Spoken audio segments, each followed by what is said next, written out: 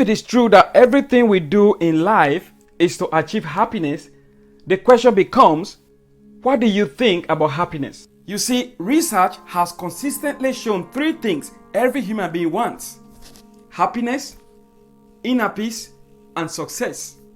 Among these, happiness has constantly stayed on top of the list. Despite its popularity and high demand, happiness has come to mean different things for different people at different times. Positive psychology explains two forms of happiness. One, happiness that is experienced mainly through our senses is hedonistic in nature.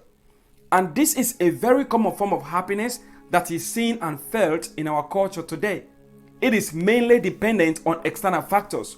We all stay happy as long as things are going good and the music keeps playing. 2. Happiness that we experience at our inner core, at a deeper level through our mind, is eudaimonic in nature.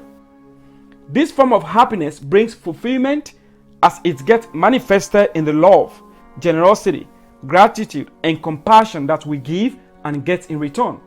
The highest calling of this form of happiness has to do with the intentionality to accept ourselves, work on our growth, build healthy relationships, and cultivate a life of purpose. With positive psychology, research shows that only 10% of our happiness can come from our life circumstances, but 90% is dependent on our attitude.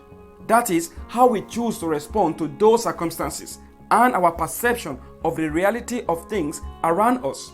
So, the better question becomes, how do we strike a balance between the two forms of happiness and maximize our joy regardless of everything? Here are 5 ways we can maximize our happiness. 1. Embrace the deep down version of yourself. Truly find answers to key questions like, who am I? What is my true version? Live on your true expectations and your true desires. We become too worried about what others expect of us.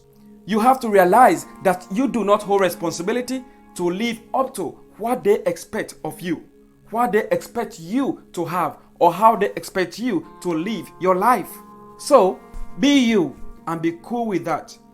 Choose to be the original version of yourself and not a duplicate. 2. Examine the nature of your expectations. Because if the expectations you set for yourself and others are always too high that they limit your joy when they are not met as expected, then they are mostly too uphill and they can be dangerous. On the other hand, if you have no expectations at all, or they are always very low, then there's also a higher chance for your joy to be limited by that. As you know, you need some form of aspiration to gain inspiration. Learning to expect the unexpected gives you a better expectation. So, set flexible expectations which are uplifting and healthy. You see, as Stephen Covey explains in the 7 Habits of Highly Effective People, you may want to have your circle of concern and circle of influence. What are those things that fall within your control? Because in reducing our worries and stress, we can identify and focus on those things that we can control. On the other hand, what about those things that are beyond your control or influence? Pour energy into those things that are within your control and be realistically hopeful about the outcomes of those things that fall beyond your control. 3. Unleash joy in the moment and enjoy the journey as well as the destination. What is active and lively is the now. So don't allow your obsession with the past or the future to ruin the joy in the moment. We can keep waiting for life to happen, or we can make life to happen every day. 4. Make relationship count.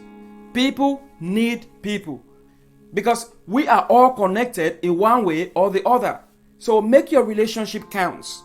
Remember, our jobs will always be there even when we are gone, but people will not always be there.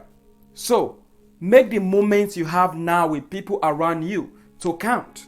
People matter a lot. Losing sight of people and relationships means losing the essence of happiness and meaningful existence. 5. Be nice, be generous, be grateful.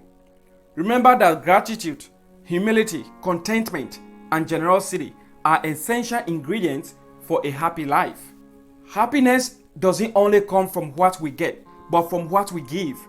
How are others getting happy as a result of your involvement in their lives? Look for opportunity to add value to others because this brings you joy and fulfillment. It doesn't have to be in cash, but your time, your thoughts, your words, and deeds.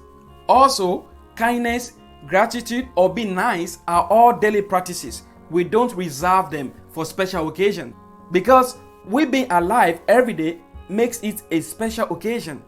Gratitude gladdens the heart and it increases your happiness and well-being. Instead of always taking time to count the challenges we have in life, let's also take the time to count the blessings we have. So, don't forget to cultivate the attitude for gratitude in life.